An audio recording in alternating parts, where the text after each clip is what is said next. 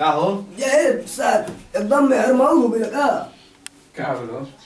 देख लो मौगा के मिया कइला कितना बढ़िया अब ये काम रहिए गुल बैंक करा लक्ष्मी मती में हेरारू छोके लाई लवन हेवा मालिन के मतलब ना फेंकबा होगे ने का करो मतलब गलती हो गल बाबूजी अब गलती हो गइला सर दूध में नहा के नौली में देखा अरे ये क्या बोले भाई जी हाथ गंदा हो गया नदी तो पूछ दी देखो ऐसा लक्ष्मी कहू ना मिली हन तारे के उनका चप्पल हो गया हम जाते हैं देर ले आ गए जा ना जा ना थोड़ा जो तू कहां जेबो ने देबे बजट बड़का है अरे तो यहाँ तो टेंशन नहीं लागत गंगा में डूब के मर जा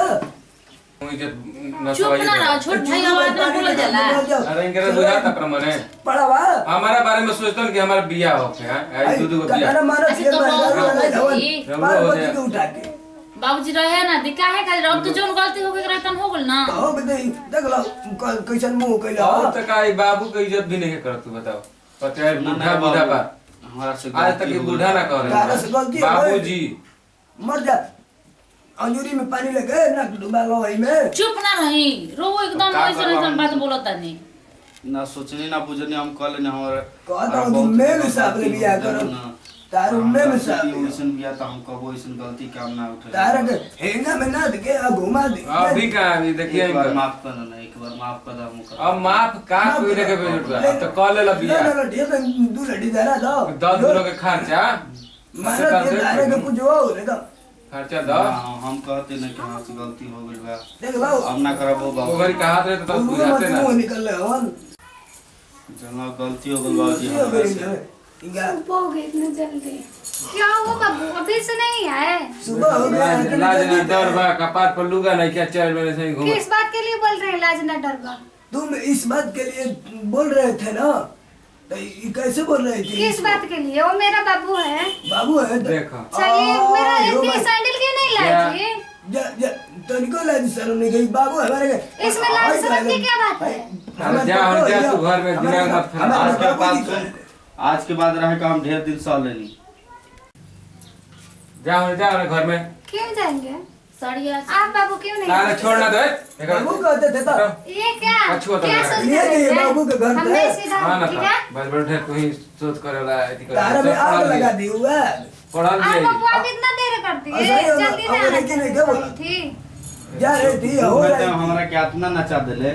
तो तू पूरा जिंदगी हमरा के कैसे नचेगी इसमें नचाने की क्या वजह मैं क्यों ना चाहूंगी आपको क्यों नहीं अभी क्या? हम तो सैंडल हम धोई अभी सैंडल हम तो धोई उनका के आए लुगावा पिचवा चल तू घर से निकाल हमारा चल घर हमारी से? ये ठीक है चलो तू यहाँ आज पर के- किसका हिम्मत है जो हमको घर से निकालेगा चल देखो। पकड़े ना कि कब आते हैं निकल घर से इतना पुलिस बाहर इतना मत कीजिए गिना मैं अभी पुलिस को फोन करूँ ठीक जाकर है पुलिस को फोन कर चल क्यों चल नहीं? घर से इतना मत बोलिए मत नीचे गिना। आवाज करके बात बेटा, कीजिए बेटा। हमको मत अभी बताइए ठीक है देखिए ना इधर का क्या स्थिति बोला? है उड़ा के घोड़ा वो लोग सुना था क्या? चुप क्या सा कर- जना खुदा को सुन तोरे क्या में होई कार का चुप रहा था नहीं मैं तू चुप रह बुच्ची एनिए मुड़िया काट के फेंक दिहल जाई ये ना घर है हां आपको इतना नाचने जाओगे ना लाजी निकला कि बाबू के कुछ सामने नहीं कैसे कर रहा बैठ- है ये शादी करके लाए देखिए लाए हैं ना ना क्या खिलवाड़ करी। नहीं है ठीक है क्या ना खिलाड़ नहीं है पढ़ा लिखा चल नहीं का अपन मौका भी निकाल, गया चल, निकाल बेग से निकाल अभी मैं पुलिस के फोन कर रही हूँ ना देखो ना पुलिस के फोन अरे सब कोई एक फंसे क्यों नहीं ये सब सुना? क्या करे मेरा पर्स निकाल के है ना लाए मैंने हैं बैग निकाल लो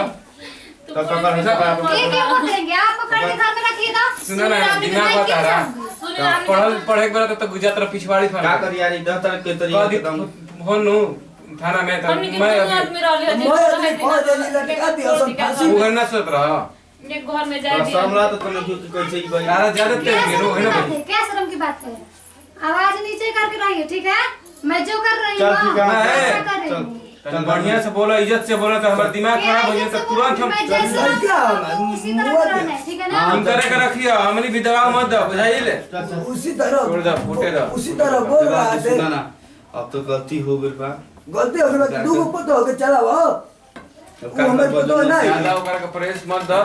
ओकरा ना। धीरे धीरे काम करवाओ खुद भाग जाएगी हां एक कहता काम ना करे बोलिए कि टीके नॉनी वाली जी नहीं गिरा थी। है ना जितना नहीं भैया नहीं देखी जैसे हम लड़की बानी वो कोई के लड़की है रो अगर शादी करके ले बन तो ओकरो के रखी हमू रह देख लो कितना समय हमको था। पूरा उठा कर रह जा रही ना रही मगर उ तारा के नौकरानी लेखा रखी हम हमरा रह बर्दाश्त जाए ना हो पाई हम रह जाए तू रह अपनू हमनी से ना बर्दाश्त तरह से काम करइया अगर टिक जाई तो ठीक बा ना हम तो बाबू के चलते ढेर इज्जत तो तुमके मार के भगा दे चलो चलो हम जाता नहीं। अच्छा तो वो तो कोई तू सुनो हमार बात सुनो मोटा सुनो भैसा शादी कैले सर में भरोसा ए कैला सुनो